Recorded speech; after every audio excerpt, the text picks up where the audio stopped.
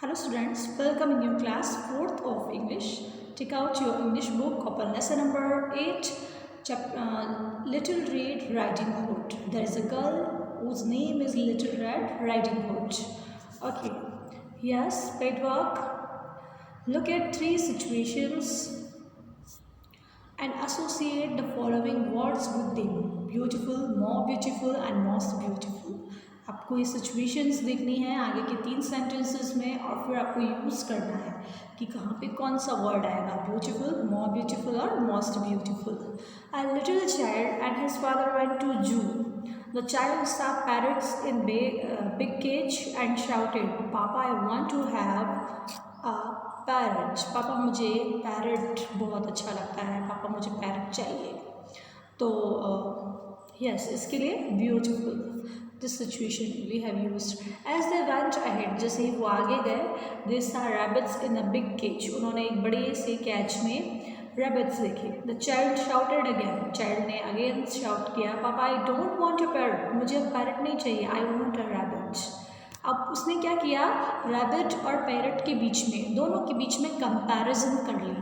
क्या कर लिया? कंपैरिजन, कि मुझे अब पैरट नहीं चाहिए, अब मुझे रैबिट चाहिए, क्योंकि उसे पैरट से ज़्यादा बेटर क्या लगा, रैबिट लगा. तो जब दो चीज़ों के बीच में कंपैरिजन करके किसी एक को, आप दो में से किसी एक को बेटर अच्छा बताते हो, तो उसके लिए हम इस तरह से यूज़ करते हैं. मोर ब्यूटीफुल, जैसे गुड हो तो गुड के लिए हम बेटर यूज़ करेंगे, दो चीज़ों के डिफरेंस के लिए, है ना. तो यहाँ पे मोर ब्यूटीफुल यूज़ हुआ है. उसके बाद है एज दे वेंट फर्दर, जैसे वो आगे गए, अहेड दे सा अ डांसिंग पिकॉक, उन्होंने एक पिकॉक को देखा जो कि क्या कर रहा था, डांस कर रहा था. द चाइल्ड शाउटेड, चाइल्ड ने शाउट किया, क्या, नॉट अ पैरट और अ रैबिट, ना तो मुझे पैरट चाहिए और न ही रैबिट चाहिए, आई वॉन्ट पिकॉक ओनली, मुझे सिर्फ पिकॉक चाहिए. अब उसने क्या किया कि पिकॉक, पैरट, रैबिट, इन सब में से कोई एक उसे चाहिए, दैट इज पिकॉक ना. इन सब में से उसे कौन अच्छा लग रहा है सबसे ज़्यादा, पिकॉक. तो हम जब बहुत सारों में से किसी एक के लिए बात करते हैं, है ना, तो उसके लिए होगा, वो हो जाएगा मोस्ट ब्यूटीफुल, इसलिए यहाँ पे यूज हुआ है most beautiful. Yes, we are going to read this chapter, so you have to put your finger. Once upon a time there was a little girl. Once upon a time there was a little girl. एक बार एक छोटी सी लड़की थी, छोटी सी girl, who lived in a house on the edge of a forest, जो कि एक घर में रहती थी, उसका घर जंगल के किनारे पर था. Her grandmother had made a beautiful red cap. उसकी जो ग्रैंड मदर थी उसने उसको एक रेड कैप, देखो ये CAP कैप नहीं है, ये CAPE है. इस कैप का मतलब होता है एक लबादा, एक क्लॉक, जो उसने पहन रखा था, जिसमें स्लीव्स नहीं थी. स्लीव्स यानी ये जो बाहें होती है, स्लीव्स वो नहीं हुआ करती है, बाकी वो पूरा हाफ में कवर्ड होता है विद अ हुड. अब हुड से क्या मतलब है कि उसके साथ साथ, उस क्लॉक के साथ साथ उसमें एक कैप भी थी.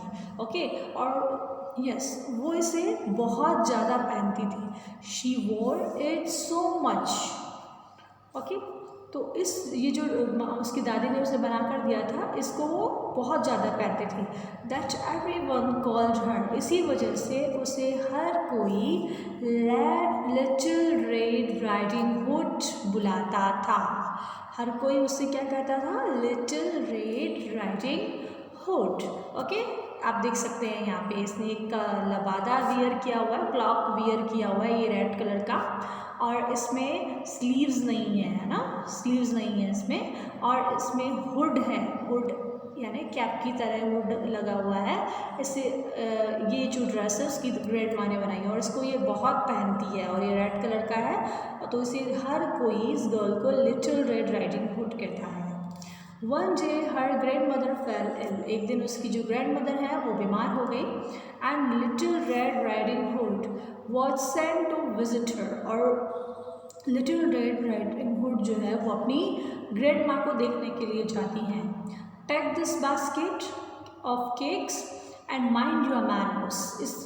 ये जो केक्स की जो बास्केट है ये लो, और अब माइंड योर मैनर्स यानी कि ध्यान से जाना या अपना ध्यान रखना, अपने तरीके से रहना। हर मदर से, उसकी मम्मा ने उससे कहा, make sure you keep to the path and don't go into the forest. और ध्यान रखो कि आप अपने रास्ते पर ठीक से जाओगे, जिस रास्ते आपको जाना है उस पर ठीक से जाओगी, आप इसके अलावा कोई और रास्ता नहीं पकड़ लोगे। And don't go into the forest, और जंगल के अंदर तो बिल्कुल नहीं जाना। ये सब उसकी मम्मा ने उससे कहा। Little red riding hood set off on the path which led round the forest to her grandmother's cottage. तो लिटिल रेड राइडिंग जो हुड जो है अपनी ग्रैंड मदर के कॉटेज के लिए, उस ग्रैंड मदर का जो घर था उस फॉरेस्ट को क्रॉस करते हुए था, तो उस पथ पर वो निकल गई उनसे मिलने के लिए। She had not gone far, वो बहुत ज़्यादा दूर नहीं गई थी। Before she met a wolf, उससे पहले वो किससे मिली? एक वुल्फ से मिली। वुल्फ यानी भेड़िया ना। Where are you going this beautiful morning, इस इतनी सुंदर ब्यूटीफुल मॉर्निंग में, इतनी ब्यूटीफुल मॉर्निंग में तुम कहाँ जा रही हो? आस्क्ड द वुल्फ, वुल्फ ने उससे पूछा। Who thought that the little girl would make a good dinner. जो वुल्फ क्या सोच रहा था कि ये जो छोटी सी लड़की है ये आज मेरा बहुत अच्छा डिनर बन सकती है। Little Red Riding Hood had never been told that wolves like to eat people. Little Red Riding Hood को कभी बताया नहीं गया था कि wolves जो होते हैं उन्हें लोगों को खाना पसंद होता है। So she wasn't all afraid, इसलिए उसको डर भी नहीं लग रहा था उस wolf से। I'm taking this basket of cakes to my grandmother. मैं ये जो बास्केट है केक्स की ये अपने ग्रैंड मदर के लिए लेके जा रही हूँ। Who is ill in bed? She replied. जो कि बीमार है और बेड पर है, उसने उस वुल्फ को आंसर दिया। And where does grandma live?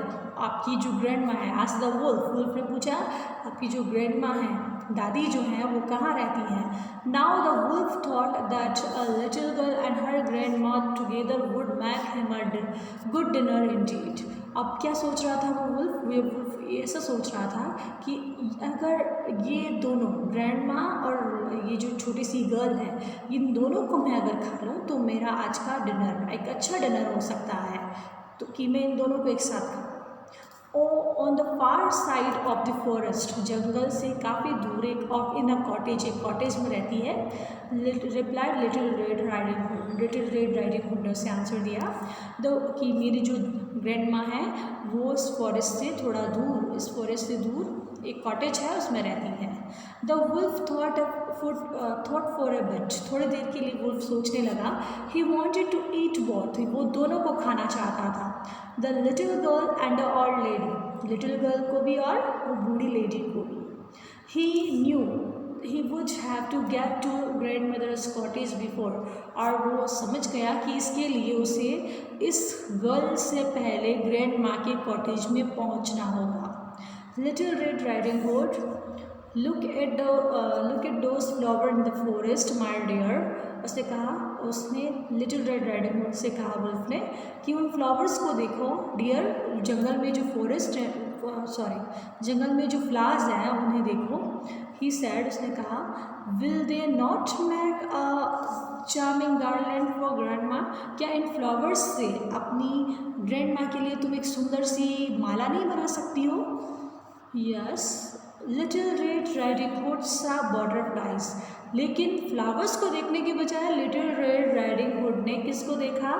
Butterflies को, डांसिंग ओवर द फ्लावर्स, जो कि फ्लावर्स के ऊपर डांस कर रही थी। फॉरगेटिंग हर मदर्स वार्निंग, अब वो उसकी मम्मा ने उसको जो कुछ भी समझाया था ना कि जंगल में मत चली जाना, ध्यान से जाना, अपने पथ से मत भटकना, वो सारी वार्निंग्स वो भूल गई। She ran off the path, वो बटरफ्लाइज के पीछे भागती गई। She kept chasing the butterflies, वो बटरफ्लाइज का पीछा करती रही। एंड पिकिंग द फ्लावर्स, और फ्लावर्स लेती रही। Soon she was deep in the forest, और जल्दी ही वो एक जंगल के घने जंगल के अंदर चली गई। The wolf meanwhile made his way to the grandmother's cottage, इसी बीच जो वुल्फ था उसने ग्रैंड मदर के कॉटेज तक अपना रास्ता देख लिया, मतलब ग्रैंड मदर के कॉटेज पर तक वो पहुंच गया।